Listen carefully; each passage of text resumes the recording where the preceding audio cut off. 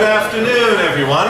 I'm Doyle Abramson, member of faculty here at the Graduate School of Education. I have the distinct pleasure of introducing and singing the praises of Dr. Anna Shvarts, who's a member of faculty at the Lomonosov Moscow State University. It's curious that whereas the Russian tradition has made monumental contributions to educational theory, such as in the likes of Vygtosky, Luria, Davidov, and Leontiev, we do not often have a chance to learn about contemporary Russian educational scholarship. In fact, it is telling that just last week at AERA, we believe Anna was the only delegate from Russia. And other conferences such as ICLS or PME are not too different in that respect. But Anna is poised to make a difference by promoting, through her cognitive science research, the enduring relevance and perhaps even novelty of the Russian tradition. Anna is a mathematician who early on in her life competed successfully in national Olympiads. She studied mathematics, cognitive science, neurodevelopment, and educational technology, and her empirical research is at the intersection of all these, including contributions to educational theory and the design of a suite of interactive mathematics education activities. Dr. Shvarts is also a groundbreaking methodologist who has made important breakthroughs in both the hardware and software of eye tracking instruments.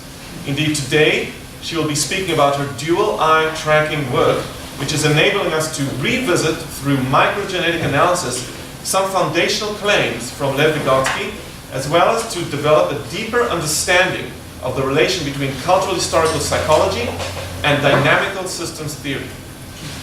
Anna tells me that a big problem with life in Moscow is that there is no ocean or mountain in reasonable travel time. She's wont to draw radiuses around and see how far she has to travel. And so she has been enjoying a stay here at Berkeley. And I should mention that this stay is supported by a generous stipend from the Barbara White Fund. So thanks also to the committee who oversees this fund.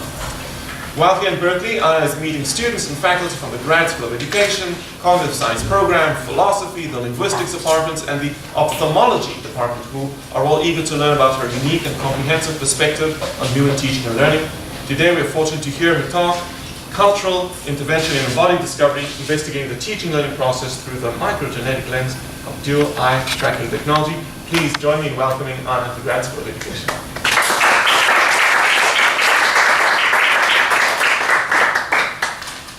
Thank you everybody for coming. It's a great honor for me to have a talk here, and I hope it will be a good balance of revisiting old stuff from Vygotosky and some new insights which we can gather from microgenesis, as Doyle was told. And to begin, I will tell you how as I was arriving here, Jeff Sachs suggested me to meet him at his cabinet just in between of educational building and psychology. And I think this study on which I will report is very much in between of educational and psychology. And in order to position myself somehow in a huge possible direction of education and educational psychological stuff, I will show you what I'm doing in this big model of which Jeff has introduced. If there are individuals, each of them develop through their ontogenesis. We can observe how it develops through the cultural historical process. And as educator researchers, we may wish that the whole situation in education would change through the time. But actually, the only thing which is actively happening, it is microgenesis. It is the small relations between people which we can trace in a bigger picture. But for today, I will be tracing them in a very micro lens. I will be analyzing sometimes the 5 seconds episodes or something like this to make us to understand how this whole picture is functioning, particularly focusing on the interaction between individuals as they appear to be coupled, irreducible to each other system of their perception and action. To introduce you what I will be doing, there will be 3 parts in my talk. Each time I will start from some concepts from Vygotosky, continue by some kind of contemporary research on this topic, illustrated by my eye tracking or dual eye tracking data, and continue like this for the free time. At first we will be talking about ideal and real forms, later and the importance of environment for the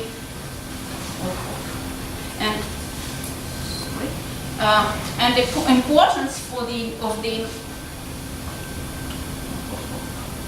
I'm sorry, what happens? I'm doing something strange.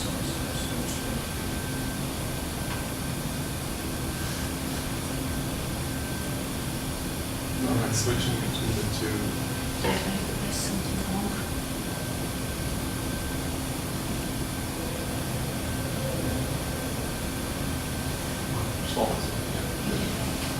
Okay, no, it's fine. Sorry, I'm sorry. Okay, so first of all, we'll be talking about real and ideal forms and about the role of social environment. And under this perspective, we will be talking about educational design as a special way to create a social environment in which some new sensory motor coordination may emerge, and it will be illustrated by the data. Then we will focus to another part of Vygotsky heritage, which will be about the collaboration of two people and the zone of proximal development. I will try to show the importance of microzone of proximal development as it emerged in joint action of two people and under the joint attention, under conditions of joint attention, and then some further concepts like scaffolding, interiorization, and egocentric speech will be discussed and introduced through the data. Okay, let us move on to the first one. And what are these ideal and real form? These are very general concepts that Vygotsky introduced almost at the level of philosophical understanding of the process, and the ideal form is a kind of final enculturated or enculturated form of students or children perception and action, while the real form is initial form or naive form of perception and action, and these forms need to be understood as how to do abilities.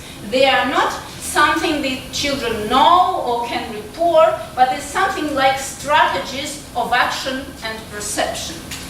To illustrate this idea, if we now imagine the third term in this row, each of us will think of something like this. That's a very normal adult way to perceive stuff. We immediately distinguish the structure here, but that's not what the children do. They would draw something like this or like this, and my point is that through the interaction with the adult, we need somehow to transfer our perception from one state to another state. The eye tracking is an instrument which allows us to trace not only the outcome of our perception, like we saw in the drawing just before this, but which allow us to trace the strategy of perception. These Cartesian plane was introduced to the children, and we can see that the task is to choose the point which corresponds to these coordinates, and they're actually indeed choosing the point between the given point. So they're solving the task, but the way the strategy of the perception is completely different from the adults whose perception is already enculturated and who actually perform eye movements along the axis to figure out the coordinates. So this material will help us to understand, and all what we will be discussing further, it's about what happens in transition between these. In contemporary data, in contemporary material, we can find a lot. Sorry. Yeah, maybe I should not. Some training with this. Can I ask a quick question? Yes. So the axes are not labeled in that eye tracking They are labeled. They are labeled. It might be just that it was framed, cropped to narrow. So this topic on perception development is somehow spread in the literature, and these ideal form may have very different names, like professional perception, disciplined perception, educated perception, or theoretical perception. Different authors analyze it from different theoretical perspective. What is absolutely clear and reported to us by eye-tracking data is that experts are much, much better and quicker in distinguishing the relevant areas and selecting them from something irrelevant. They somehow already in their visual scheme are able to understand what is relevant for these tasks. Moreover, the objects themselves are perceived differently when the people are enculturated already. The next Vygotsky notion, which is important for us, is the role of social environment and the personal activity. This big quotation, which you may read quickly, is taken from a very early Vygotskian studies on the book Educational Psychology, which he published quite early in his life. And here he actually introduced a new kind of pedagogy, telling us that we have to change everything, and now all responsibility should be transferred from the shoulders of the teacher to the shoulders on a student. And the teacher shouldn't act as a gardener, shouldn't act as gardener would never do. Like, for example, and the metaphor he uses here, gardener would never pull the plants from the soil, but rather create an environment, the temperature, the soil, remove mosquitoes, and so on. So to create an environment where the plant itself will be growing. Jumping over the huge amount of the research which can be addressed over this direction, like the problem-based or acquired-based education, all of them kind of care of the environment where the student would grow by herself. I'm jumping to the social environment, very specific one, which is the kind of educational design, digital educational design, which I believe many of you know, elaborated by Dora Abrahamson. And there are a few key points from this design which are particularly important for the following things. That, first of all, so as the students are required to move their hands somehow, and actually they need to discover the specific proportional way of movement. And as they move their hands, they will be reported by the screen if they are correct or not. So they will be the task, their action will be goal-oriented, and the immediate feedback will be provided all the time. And finally, as it has been shown, some new mathematically meaningful sensory motor coordination will emerge.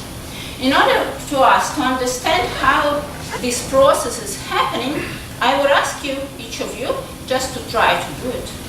If you are not very well practiced in this, if you haven't done it. So from a surface, one hand has a double height than another one has. Yes. Okay. And as I can see, many of you are almost experts actually already. Others are doing something like this. Yeah? These are acts of attempts and then adjustments, and then attempts again and adjustment. And this process, the very first attempt, would be important for me to illustrate. Now I'm going to educate your perception, since this diagram I will be using many times during the talk, and it's important for me that you would understand what is going on here. So there is a task, and we kind of know how to do it. We start an action, we actually apply it, and then we look at it. We receive a sensory feedback. This feedback is compared with what we have expected, and it influences our next movement.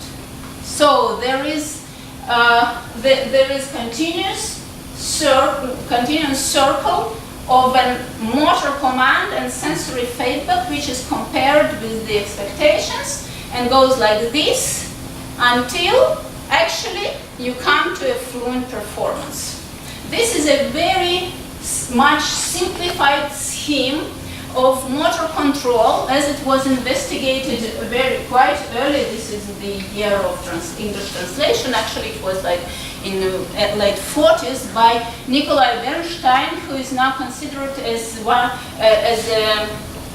of founders of motor control studies and the predecessor of complex dynamical systems theory.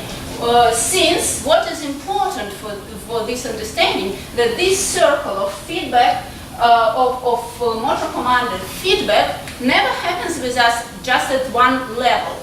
As I am talking with you, I do not only move my hands like this, I actually also adjust it to the surface height, which I didn't know from the beginning as I was coming here. I also take care about my equilibrium. I also decide to do it quicker or slowly depending on how you react. So all of it creates a whole system of levels of any motor control which need to be organized finally in a good performance, in a fluent performance. This idea of complex dynamical system lies in the background of nonlinear pedagogy, which assumes that while task is given, that strategies how to resolve the task can be diverse and they emerge through the process of problem solving and through the functioning within the complex environment. And again, I draw your attention much back to the quotation from Bernstein, who says that at the beginning of new skill acquisition, it performs almost entirely under the control and correction of the leading level, which means I'm taking care of the process. I'm here all the time. I'm consciously adjusting my movement in accordance to the task, while later, this allows to some backgrounds level to have time to elaborate appropriate background corrections and automatism. And then I'm just performing it. Does it mean that there is no circle like this? No, it doesn't. I still adjust. I still control the process. But it is somehow, somewhere at the background levels, while I'm able to talk to you. What we have seen from empirical research, which you have also probably have seen already, that while the student practice this task, some specific sensory motor coordinations emerge, which reflect the attentional anchors that appear to be new level mechanisms to regulate the process. And while I'm fluently do like this, there is actually a new pattern in my eye movements which can look differently depending on a particular subject or on a person. So these patterns, actually what they do, they free the leading level, if Dora allows this kind of interpretation, they free the leading level for further mathematical work and for reflection on sensory motor activity. So this is a short theoretical outcome from the first part. What we have seen that there are the real and ideal form coexist as adults and children, live together as students and tutors live together, that the social environment the social environment appear to be a constraint for some iterative constitution for the solution of a motor problem, and that nonlinear pedagogy considers the learning process as a self-organizational process that happens. Like, for example, the attentional anchors emerge in the cultural form. So now I'm coming to the first empirical part, and this is my version of this new genre of educational design, which is mathematical imagery trainer and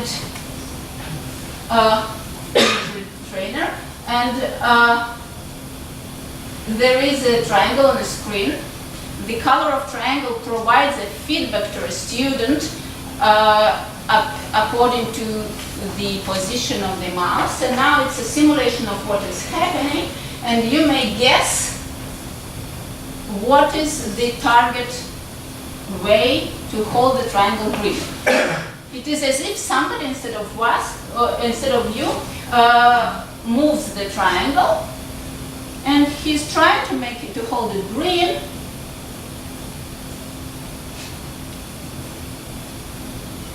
And in a while, he actually manages. And the question which then tutor asks is, what is the rule of this greenness of the triangle? Did you get it? Yeah. Somebody told isosceles. Yes, indeed, this triangle was all the time isosceles. Did anybody thought of another rule? Yeah. Well, for a while, transiently, I thought it's equilateral, and then I had to reject that when I see one of the legs wasn't the same. Okay, so it's also about relation of the triangles. Good. However, when the triangle runs this place which is equidistant from a line and a point, it actually runs along parabola. Although I can expect, I see that anybody hardly could able to come to this answer. That what was finally students required to understand. In the first part of the design, they were actually just performing what you had seen, and they all came up with the idea that it's isosceles triangle. Later, they were required to answer. Some mathematical notation were introduced, and they were required to find the equation of the curve. So to express the y from x. Later there was a third part in it, which we will not be touching today, and they were required to find the on which grid points the triangle is green. Like here it is green, here it is green, and so on.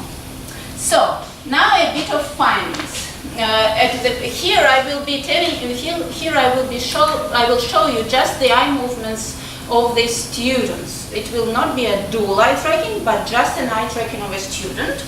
And what we can see at the beginning, that the initial form of a student perception is so-called smooth pursuit. This is the standard kind of eye movements which we find in the natural behavior of people as they follow some moving object. However, as they experience this activity more and more, something new emerges. And you can see that there is something like a smooth pursuit so far, and then spontaneously, plop, there was a specific eye movement along the median of triangle, and that's it. And in some while, which I'm not telling like it consists only of it, but they also explore the scene somehow, but in a while they end up with this kind of behavior when they actually control their performance by this kind of jumps. You may see that it's not exactly precise eye movements, but it goes along the, not exactly precise. The picture is not exactly precise, but they actually run from the vertex along the median and back. So what do we see here is that this spontaneous transformation from the ideal form, from the real form of naive perception, from smooth pursuit, towards cultural form or ideal form of these attention anchors that led the student to control their performance smoothly and nicely emerged. And as it emerged, actually their movements became much more automatized and much easier.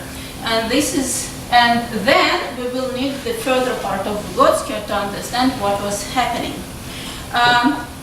Just to conclude, there was a transformation. Our mathematical imagery trainer for parabola provoked the transformation from real to ideal perception, or from real to ideal sensory motor coordination, and some mathematical meaningful attentional anchors emerged. And these attentional anchors allowed students to free their leading level of activity for some further reflection. So that was this first part. I think we can make a small break with some important question. If somebody has an important question, yes. I don't know if this is important, but it looked like the eye tracking, as you pointed out, was going down the midline of the triangle. Yes. I could imagine an alternative hypothesis, or maybe individual differences, is some people might be following along the edges to check out the vertex, to check out how far to the vertices, because you might imagine if you had some sense of distance that related to the saccade, that you could check out if it was isosceles that way. But it seemed like people were using their peripheral gaze to be able to tell sort of to gauge the isoscelesness. Is that true? Thank you for the question. Surely they were using their peripheral vision. That's the only way how attentional anchors can function, because they obviously a way to trace the whole picture going along, and there was a differences indeed, idiosyncratic ways. Some of the people were tracing the triangle along the median, others along, although not vertical side, but the non-vertical side.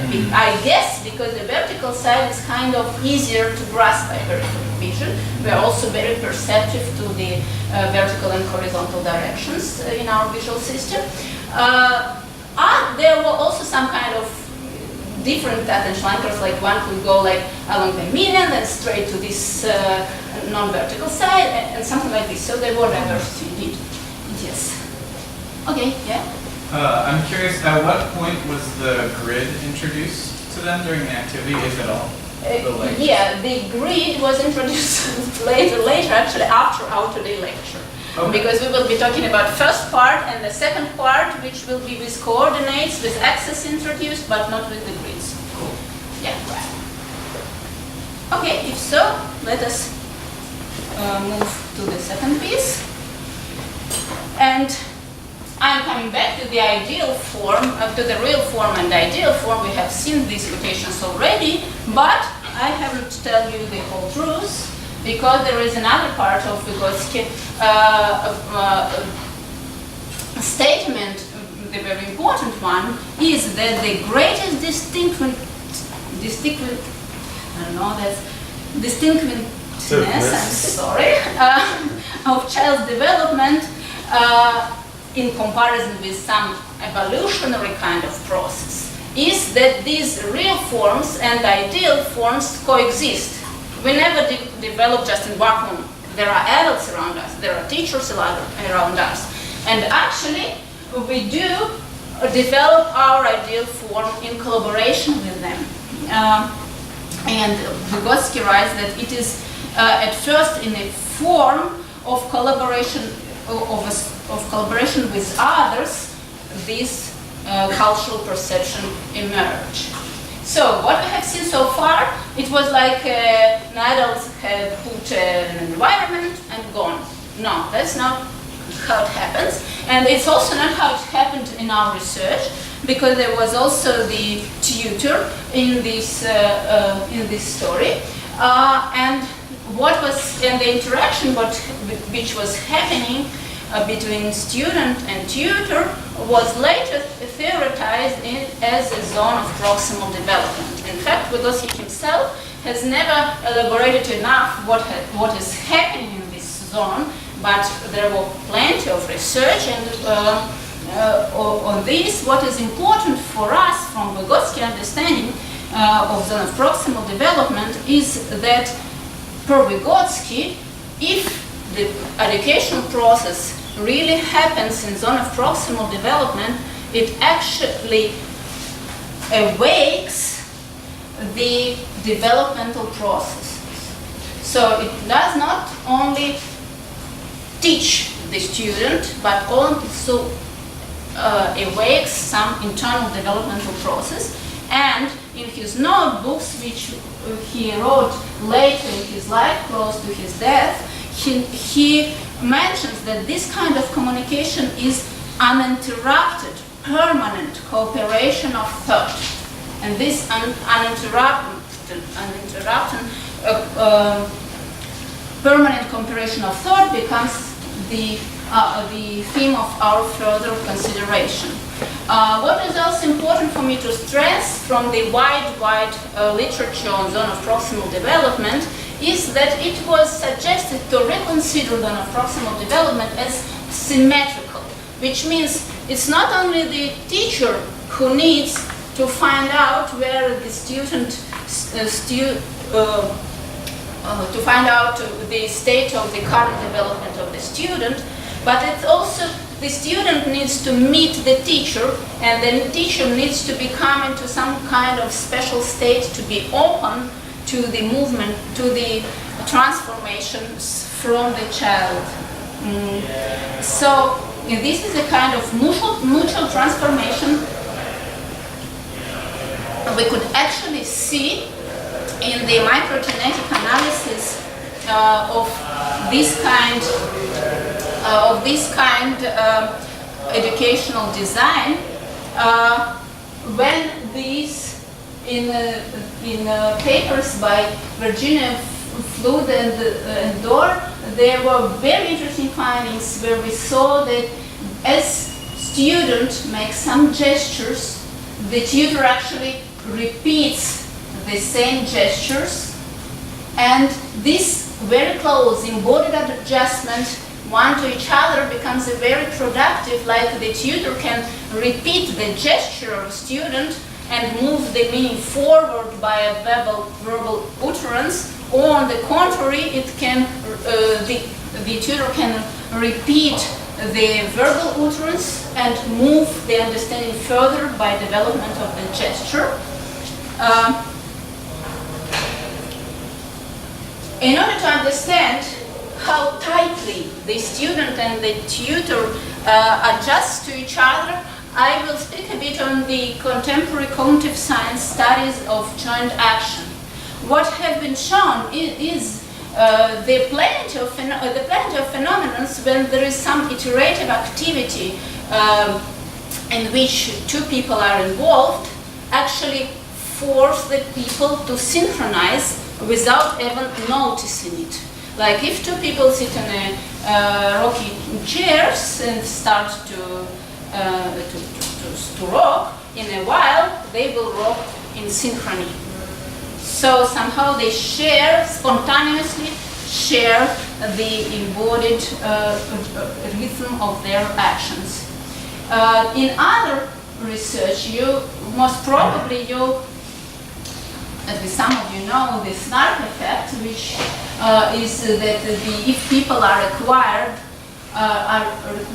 to answer by right hand on odd numbers and by left hand on even numbers, they actually will be answering faster on small numbers by left hand and on big numbers by right hand, as if there is a number line, the mental number line in their heads, and if this number goes to the left side of the number line, the left hand is pre-activated and the answer becomes quicker.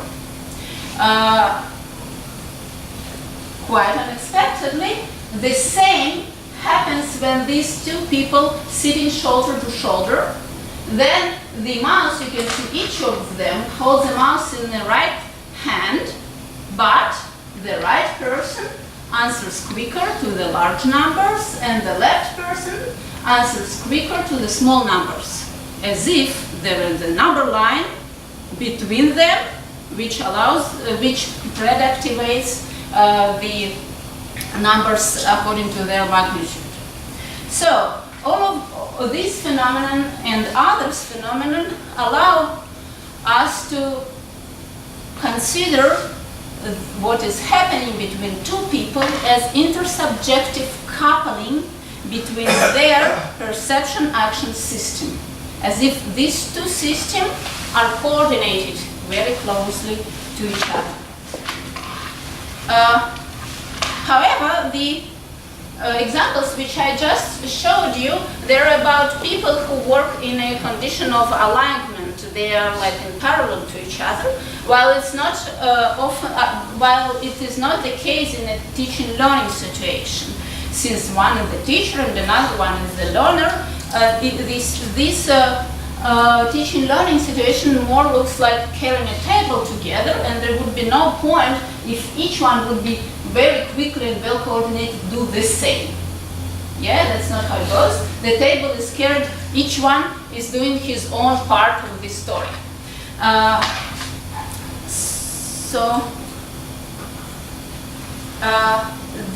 So we need to coordinate with another one, taking into account his position and his own performance. And as a other form of joint action, I consider the observation of somebody else's action.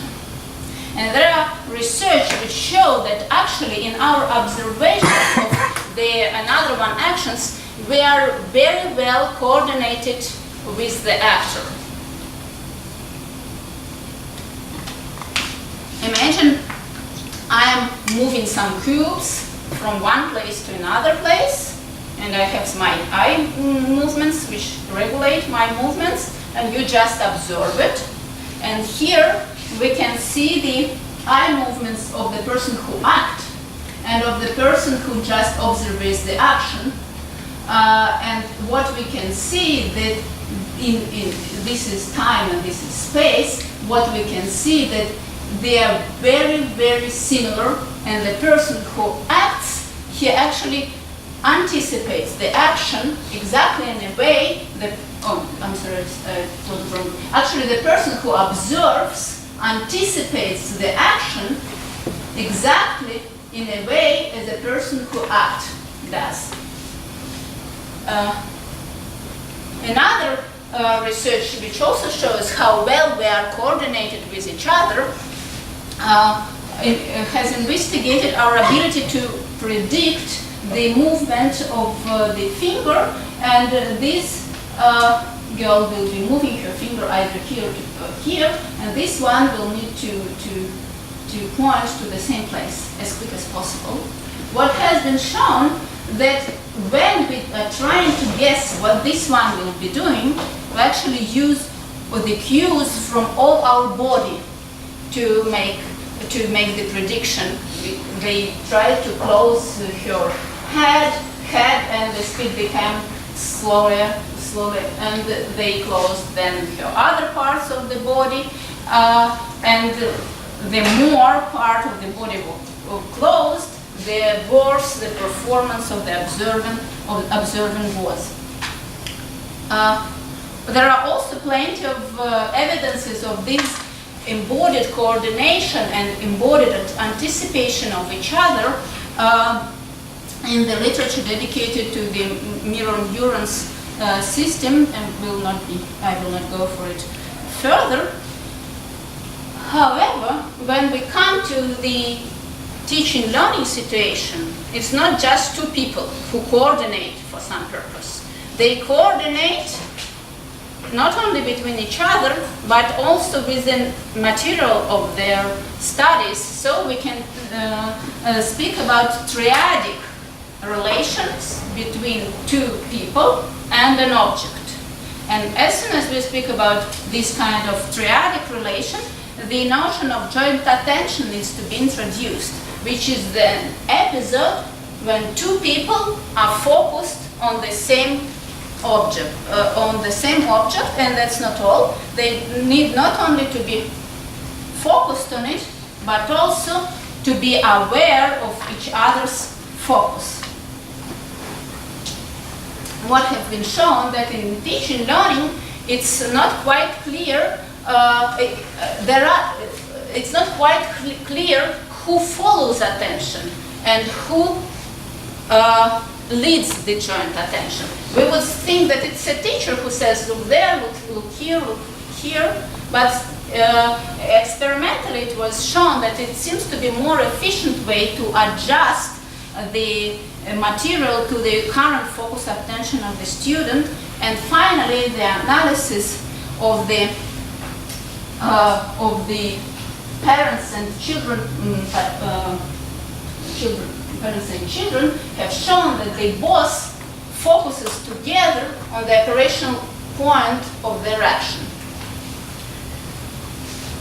Okay, I'm also watching the time, and I'm realizing I need to be a bit in a hurry. So, theoretical outcome, we have talked about zone of proximal development and importance of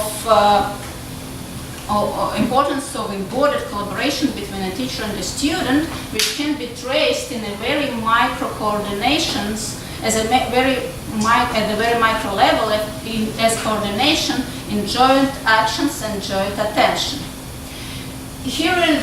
There is a few words about the DUET rating which I am using, and I will actually skip the material on the research questions which can be resolved by this technology. You can get it from your imagination, I suppose. There are two people, each of them wear the eye tracking glasses, so we can trace where this one is looking at and where this one is looking at, and there is a monitor which is marked by specific markers, and there is this triangle which you have just seen will be on this monitor, and we will overlap the videos from this person and this person in order to receive the triangle where their gaze passes will be following this triangle, and we will see both gaze paths.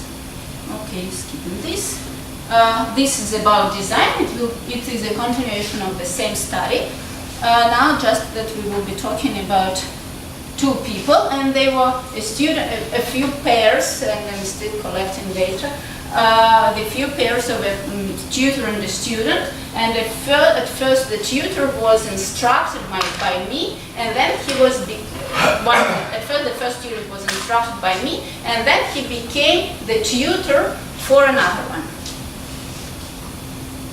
So, our research question concerns exactly if we are able to trace the collaboration between a student and the tutor and the embodied level, and also I wondered if the tutor would expose the ideal form of her perception to the student, like, look how I'm looking, why don't you follow me?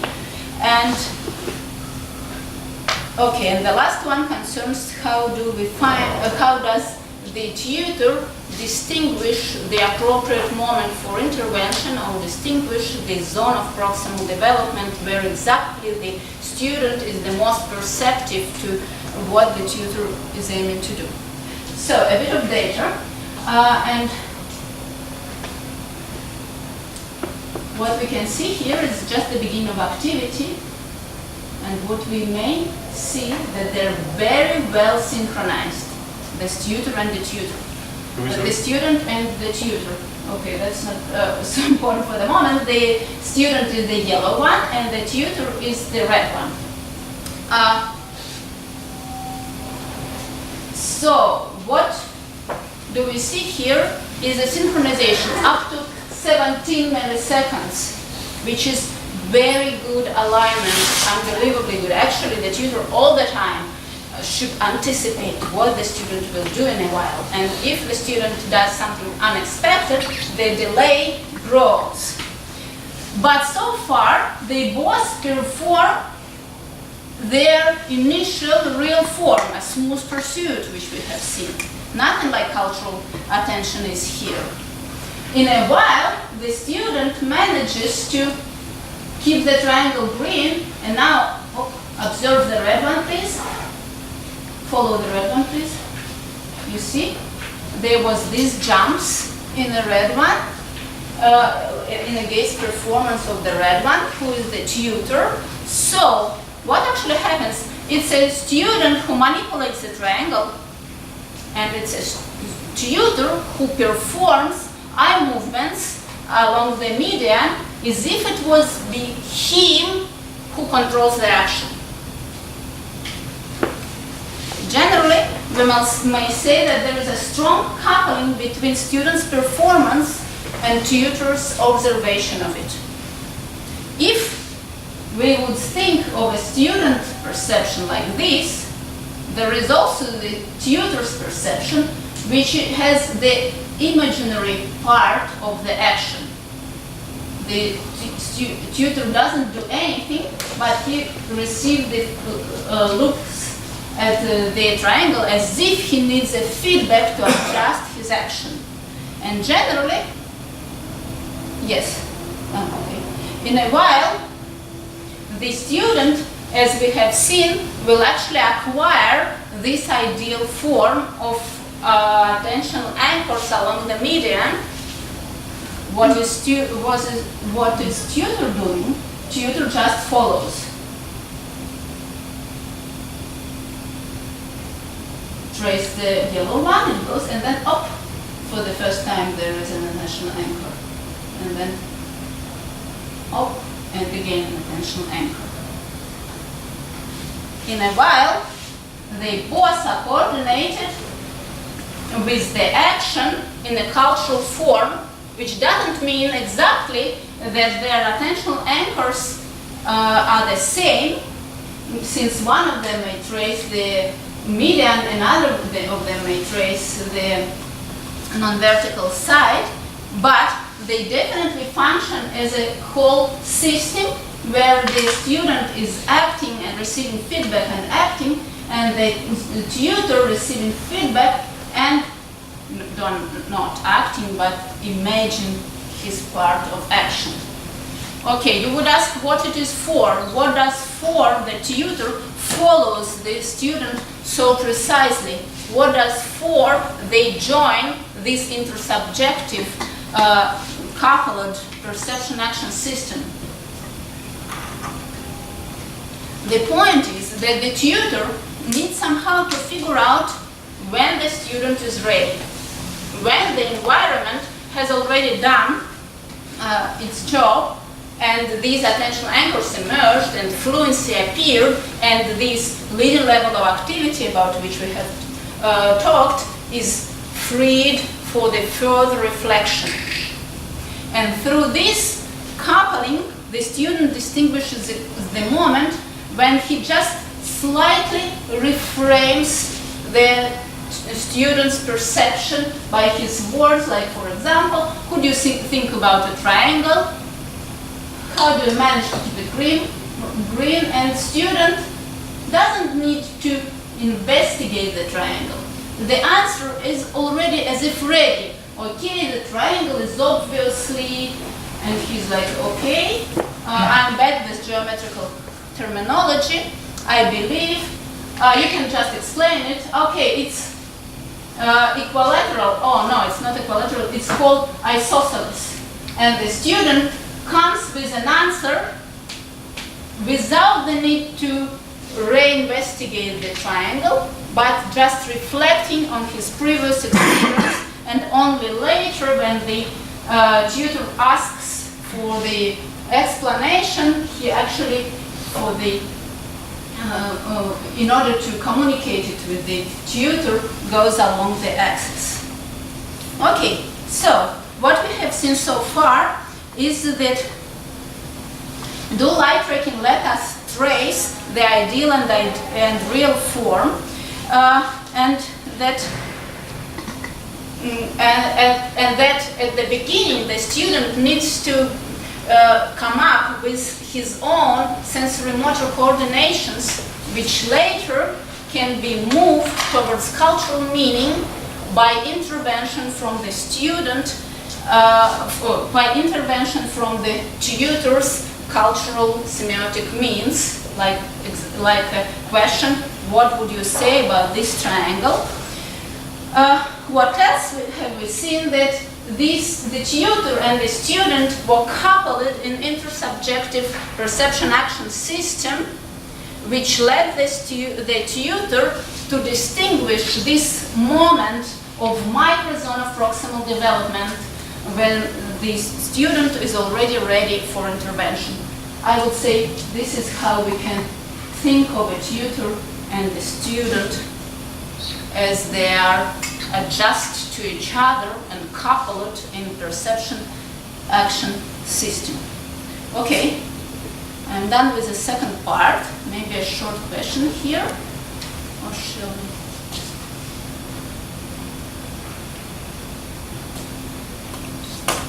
Okay, no, not. I'm just going further. It's not much time that's left. So, in the third part, I will introduce some further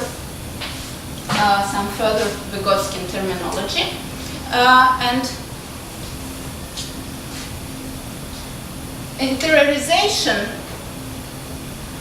has been, I believe if you have studied Vygotsky, you have seen this word interiorization or perhaps internalization, and I'm deliberately using the term which is originally Vygotskian in order to stress some important features which Vygotsky originally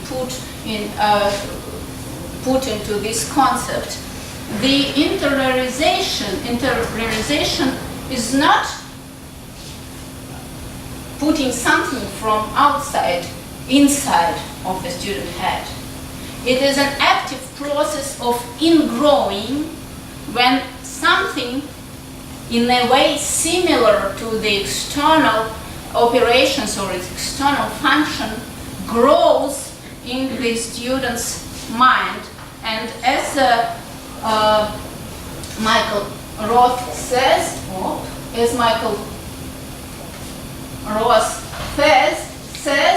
it's not a mental construction. It is a process of becoming through social co-action, which means that it's not me as a student have internalized something in my hand. It's me as a student who have transformed, acquired new functions as a person who emerged from the social collaboration. And here, another part of the interiorization process comes in, which is often unnoticed since it was only barely touched by Vygotsky in his late writings, which is interiorization as differentiation from a tutor-student system. And the transition from inter to intra through differentiation, writes he in his notebooks. So the student himself comes out from the system and acts socially within himself. So the system which was established between the tutor and the student now functions within the student, keeping the same abilities and the same functions. Yes. Okay. How do we trace interiorization? One of the usual way to trace it is actually egocentric speech, and there was a huge debate. There was a debate between, a very famous debate between Piaget and Vygotsky. Actually, it was like Vygotsky wrote something to oppose the Piaget opinion, and then later Piaget read it, was very happy to read it, and would like to respond, but there was already nobody to respond to. Since Vygotsky, being born the same year, died much younger, but I believe Piaget would agree, and the debate was on the idea that egocentric speech Is it something that is not yet socialized? Yeah, what is egocentric speech? So it's something when I'm telling something for myself, like I'm pressing a wrong button and I'm telling, oh, what should I do? This is what should I do? It's actually the organization of myself, not for you. And the Piaget thought it's something that it is just that children, they haven't learned yet how to transfer the meaning to the adults. While Vygotsky was telling, no, it's on the contrary. The social speech is something that is appropriated by the children to be a self-regulation mean. Again, the notebooks, Vygotsky writes that inner speech does not come after external, and then egocentric speech becomes an inner speech, an ability of a student to regulate him inside of his own internal dialogue. And Vygotsky said that inner speech does not come after external. It's actually already in external speech, the function of a speech, which is regulation of your own behavior, already fulfilled in a social speech, in a socialized speech. And then it just transfers to the student as he differentiates from the social system. The same apparently happens with the gestures, and I rather just skip it since the time is not much. Do I suppose to finish at half? Yes? Talk about the quarter past maybe take another 7 minutes, 10 minutes, so that we have some time for questions. Hopefully it will work like this. So, one more notion which is used to be considered as Vygotskian is scaffolding. And actually there is some debate still if scaffolding is Vygotskian's concept, since Brunner himself attributed it to Vygotsky. However, it hasn't been ever found in Vygotsky. And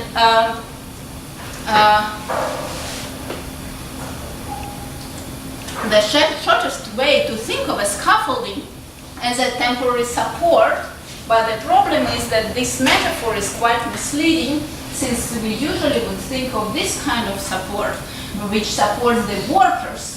And when we are thinking of a child who is supported by scaffolds, that's not entirely clear who is supported by whom and how. And another way to think about scaffolds, and from some historical research, I believe that this is the way how scaffolding was thought at the beginning, is that we scaffold the arch until we would put the centric stone, and then we can remove the scaffolding and the arch will be standing for its own.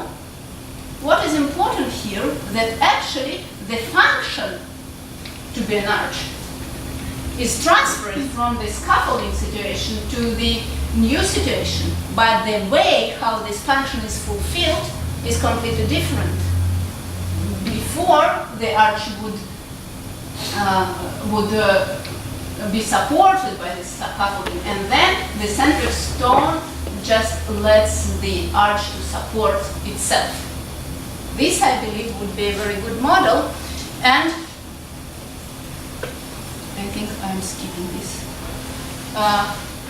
Yes, this actually was about the Bernstein back again to the beginning of our talk, when Bernstein uses the scaffolding, and apparently that was the original meaning of the scaffolding, to tell about what the leading level of activity does for the background levels of activity. Learn a new skill. We do it under scaffolding of my vision. I can say I'm doing it under the scaffolding of my vision, and then it's automatized and some background corrections elaborated, and I'm doing it without thinking about it.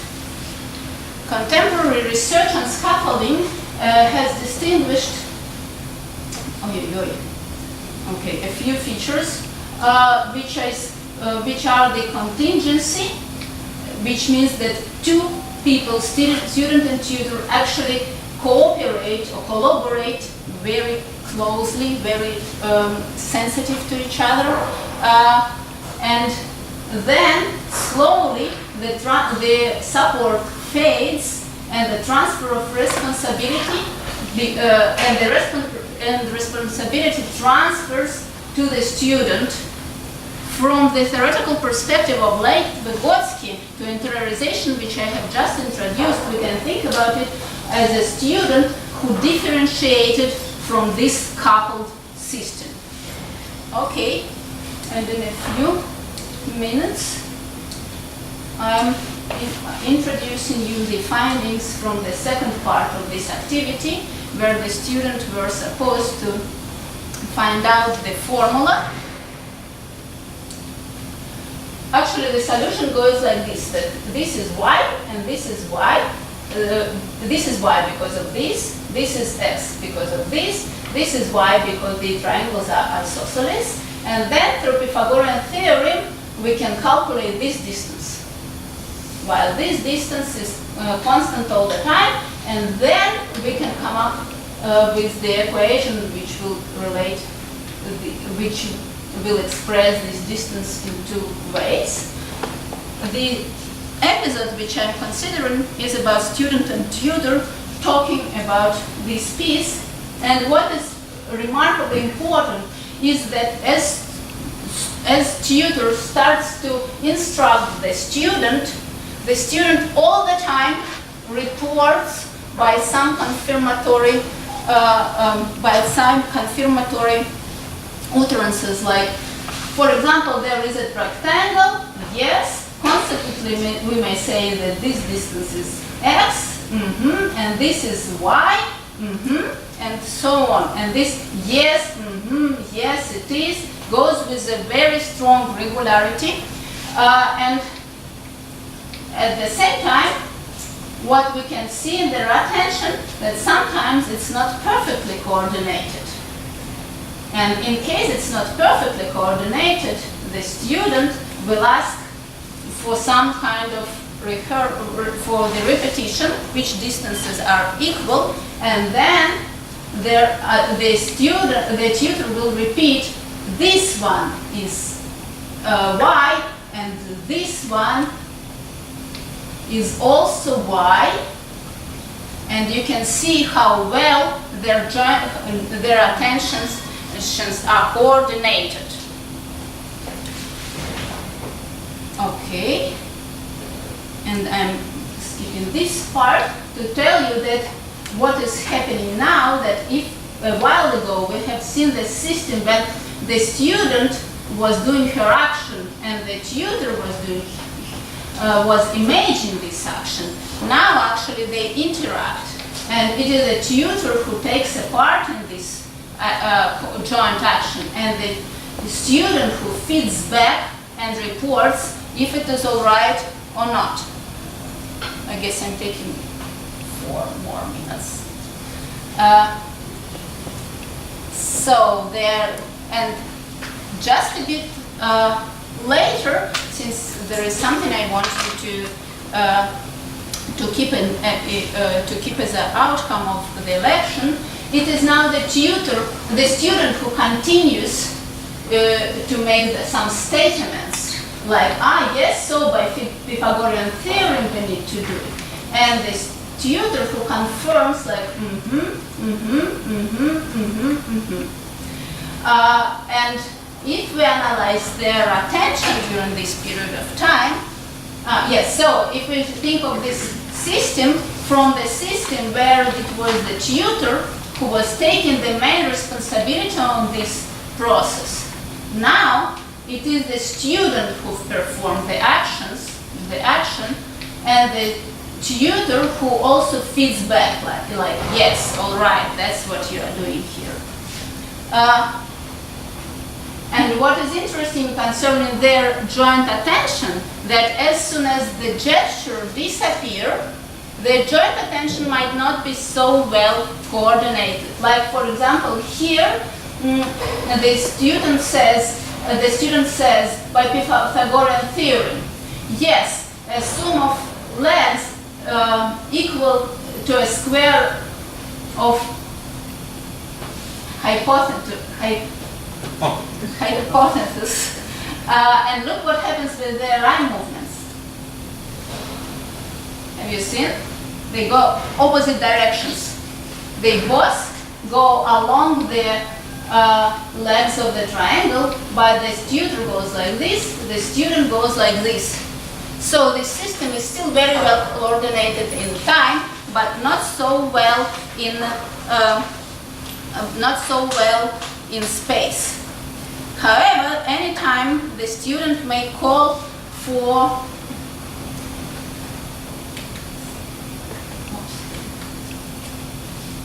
let's again with this.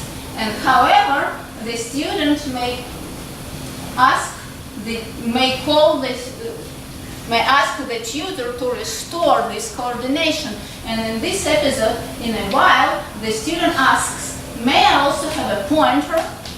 And as soon as the tutor takes the pointer, what actually happens that their attention again is coordinated very well.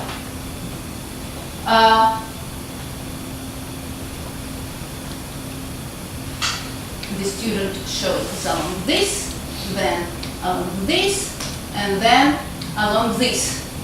Their joint attention restored again, but the question which we have, does the student actually coordinate her attention with the tutor? What was the reason to restore this joint attention? Actually, it's not even the tutor who confirms this outcome. You see, if it was at first the tutor who was making these claims and the student who was confirming, now it is the student who makes a claim and the student who confirms it. Like he says, yes, oh no, that's not how I should do it. Yes, now I know how to do it. And while he has this internal, which is external dialogue with himself, he coordinates their own attention for a while to become a system, and then in the next moment he actually needs this coordination, we can see, for her own reason. Here she coordinates their both attentions. And in a short while, she makes one more gesture like this, where she uses this external mean of the gesture at first for two of them, and in a short while for her own, already without the possibility for the tutor to coordinate her attention.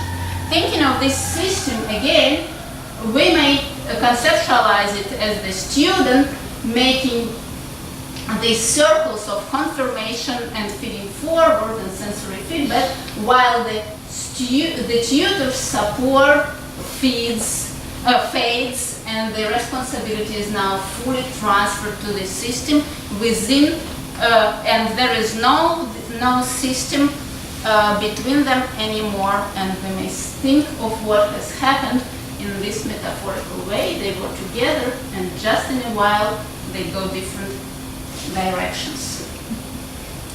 That's it.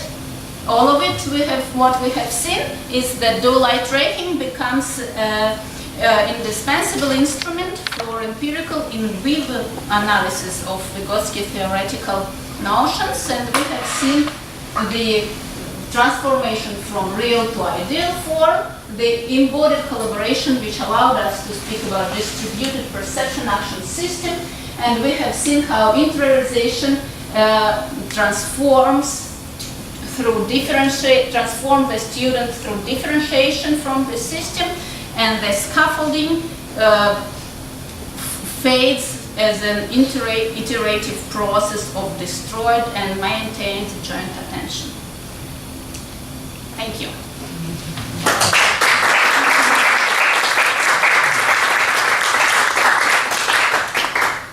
We have at least 10 minutes now for questions, and so please, that's Anna Sophatis. Was the first one's shy, right? So this is just a clarification question on the design. So initially, the teacher, whoever was given the instruction, served as the tutor, and then the students served as tutors to each other, Yes. each in turn. Yes, because I need to instruct somehow the tutor, the student to be a tutor. Yes, okay. but I don't want myself as an experiment to be the tutor all the time, because then it will be biased process obviously. Okay. Yes. Thank you for clarification.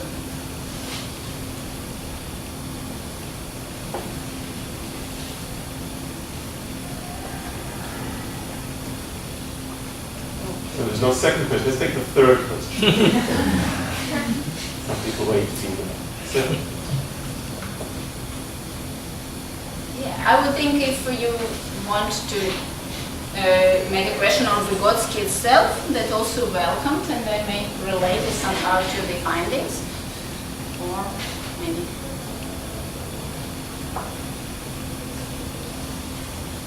So I'll go ahead and ask. So how can we move forward with a technological design that is informed by these insights?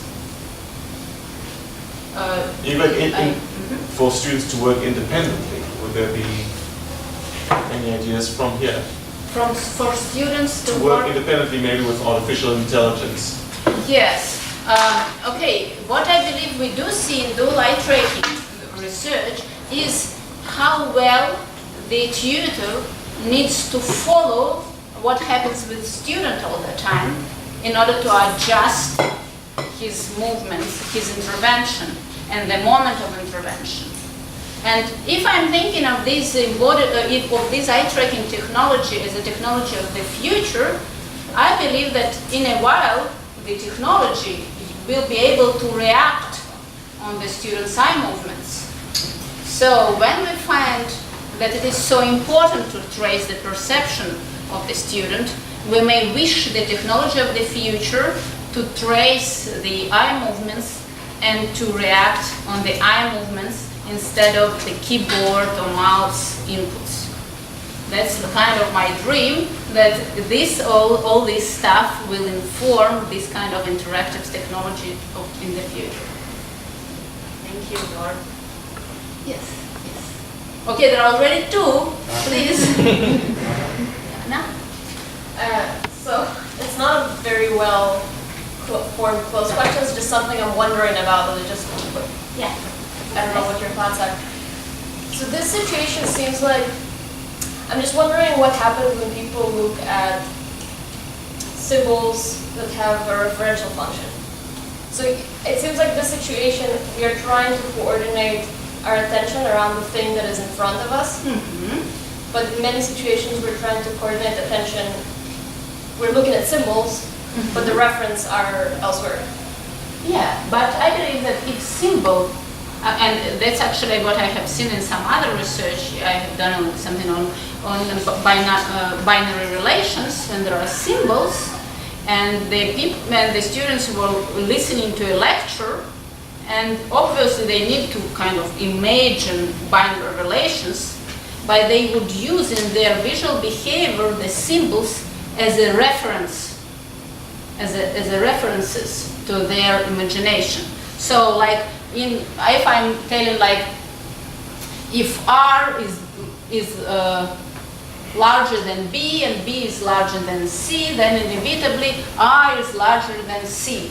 And what we would see, so this is a kind of algebraic or different kind of visual stuff, and what we see that the student's eyes in a very good synchrony to the verbal utterances would go like this, tracing these symbols.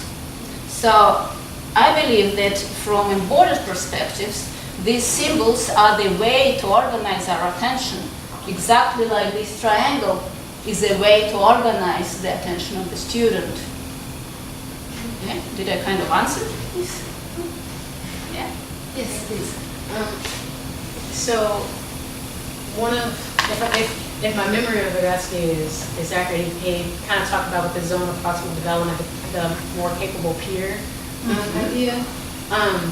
So I guess I'm wondering, in this context, how were the students more capable than Yeah. each other? It was just exactly this instruction which preceded the learning episode, yes? It shouldn't be more capable here in terms of a general capability. Since we are going for this kind of micro-analysis, we need to be sure that the tutor, which is more capable here, understands better and knows where it should, how the activity should unfold. So it's the, let's say, situated settlement of this peer as the more. So it wasn't the situation where we're both sitting next to each other, you give the instruction to one At so the other first, can- I work with one peer, with Okay. one student, and this one doesn't see what is going on. He's removed from the situation completely, and the student actually runs through the whole process. It takes some time, yeah? So, and then we call for another one, and this one takes okay. my place. Okay. Yes.